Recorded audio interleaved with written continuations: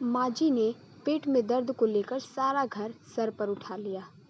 जिस गांव से वह ताल्लुक रखती थी वहाँ इतना खुला माहौल नहीं था। औरतों को कुछ भी करने की आज़ादी नहीं थी।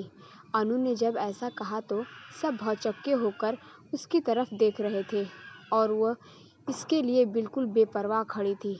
अनु और उसका परिवार दिल्ली जैसी जगह पर रहता था जहाँ हर कोई अपने रोज़मर्रा के काम में इस तरह व्यस्त था कि किसी को किसी से कोई फर्क नहीं पड़ता था। अनु जब गांव से शहर आकर बसी थी तो उसे वहाँ का कल्चर बहुत अजीब लगता था, जिसमें ढलने के लिए उसे बहुत टाइम लग गया। उसने औरतों को कभी इस तरीके से खुल्लम खुल्ला अपने विचारों को व्यक्त करते हुए नहीं देखा था, पर उसे यह सब अच्छा लगा। जिस गांव से वह ताल्लुक़ रखती थी वहाँ इतना खुला माहौल नहीं था। औरतों को कुछ भी करने की आज़ादी नहीं थी। वह जॉब करना चाहती थी लेकिन उसे नहीं करने दी गई। सुमित, अनु के पति का जब ट्रांसफ़र दिल्ली हुआ तो अनु भी उनके साथ आ गई और पास के स्कूल में ही जॉब करने के लिए सुमित को भी मना लिया। सुमित अनु को बहुत प्यार करता था, लेकिन गांव का होने की वजह से कहीं ना कहीं उसकी सोच खुली हुई नहीं थी। अनु खुश थी क्योंकि वो जब जॉब के लिए जाती तो कोई अलग अलग लोगों से मिलती, बात करती और खुश रहती थी। अनु का एक बेटा था और वह दूसरे स्कूल में जाता था। अनु दोपहर को उसके अपने साथ लेती हुई घर आती थी और सारा काम करती। फिर शाम को सुमित भी ऑफिस से आ जाता। फिर तीनों मिलकर डिनर के बाद पास वाले पार्क में जाया करते थे। उन दोनों की सैर हो जाती और प्रथम, उनका बेटा, वहाँ खेल लिया करता था। अनु सुमित को सारी बात बताया करती और सुमित उसे अपने ऑफिस के बारे में सारी बातें शेयर करती थी। दोनों पति पत्नी कम और दोस्त ज़्यादा हो गए थे।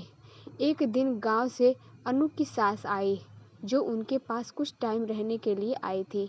जब उन्होंने वहाँ का कल्चर देखा तो चीज़ें उनके सहन के बाहर हो गई। 2-3 दिन तो उन्होंने खुद पर बहुत नियंत्रण रखा, लेकिन तीसरे दिन ही उनसे खुद पर काबू न रखा गया और सुमित से बात करने की सोची।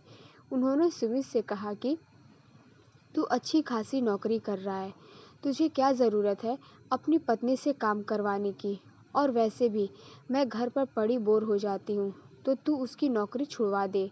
सुमित को कुछ समझ नहीं आया तो वो सोचता हूँ बोलकर ऑफिस चला गया। अनु ने ये सारी बातें सुन ली थी तो उस दिन से उसने माजी की हरकतों पर नज़र रखनी शुरू कर दी थी। एक दिन उसको स्कूल में देर हो गई थी तो उसने सुनीता, उसकी सहेली को बोला कि प्रथम को स्कूल से लेकर घर छोड़ देना, वहाँ माजी होंगी। सुनीता ने जब प्रथम को घर छोड़ा तो उसके 1 घंटे बाद जब अनु वापस आई तो उसने सुना माजी प्रथम को कह रही थी कि तू अपनी मम्मी को बोल वो अपनी जॉब छोड़ दे, तो तू जब आया करेगा तो तुझे मम्मी घर पर ही मिलेगी और खाना भी एकदम गर्म मिलेगा। माजी की बात सुनकर अनु को बहुत गुस्सा आया, लेकिन उसने बच्चे के सामने बोलना ठीक नहीं समझा। अगले दिन रात को जब खाना खाकर सुमित और अनु सैर के लिए जाने लगे तो माजी ने पेट में दर्द को लेकर सारा घर सर पर उठा लिया और उनका जाना कैंसिल हो गया।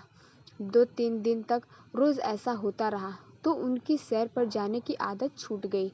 अब सुमित भी अनु से कटा कटा रहने लगा, क्योंकि माजी की सेवा करके जब वह कमरे में आती तो सुमित सो चुका होता और उनकी आपस में कोई बात नहीं हो पाती थी, न ही आपस में समय बिता पा रहे थे। प्रथम के बर्थडे वाले दिन केक काटने के बाद सुमित ने कहा कि चलो आज बाहर खाना खाने चलते हैं, तो माजी ने फिर से पेट दर्द का बहाना किया और बोली, तू लल्ला को घुमा ला, इसका जन्मदिन है, बहू मेरे साथ रुक जाएगी, हम खिचड़ी खा लेंगे।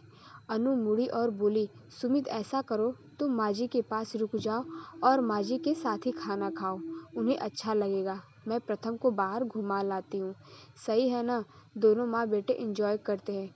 अनु की बात सुनकर सब भौचक्के रह गए और अनु की तरफ देखने लगे, पर वो बेफिक्र खड़ी थी। अनु ने सुमित को कहा कि अब बस और नहीं, और रोज़ रोज़ माजी के होने वाले पेट दर्द की वजह प्रथम को माँ की जॉब छुड़वाने वाली बात पर बहकाना और सारा काला चिट्ठा सुमित के आगे खोलकर रख दिया। सुमित माँ के बर्ताव से हैरान था। उसने माँ से पूछा कि ये सब सच है, तो माँ बोली क्या ज़रूरत है इसे नौकरी करने की? तू अच्छा खासा कमा तो रहा है ना? तेरे से घर के काम में मदद लेती है। अगर घर रहेगी तो खुद काम करेगी ना? सुमित ने जवाब दिया कि बस करो माँ, ये मेरी मर्जी से नौकरी करती है और इसकी तनख्वाह से हमारे घर में मदद होती है। तो अगर मैं इसकी मदद करूँ तो उसमें क्या हर्ज है? दूसरी बात, अगर आप घर पर बोर हो जाती हैं तो सत्संग में जाओ। प्रथम का ख्याल रखो, लेकिन उसे गलत बातें मत सिखाओ। माँ को अब सब समझ आ चुका था कि चुप रहने में ही भलाई है। अनु सुमित को चुपचाप देख रही थी और मन ही मन उसका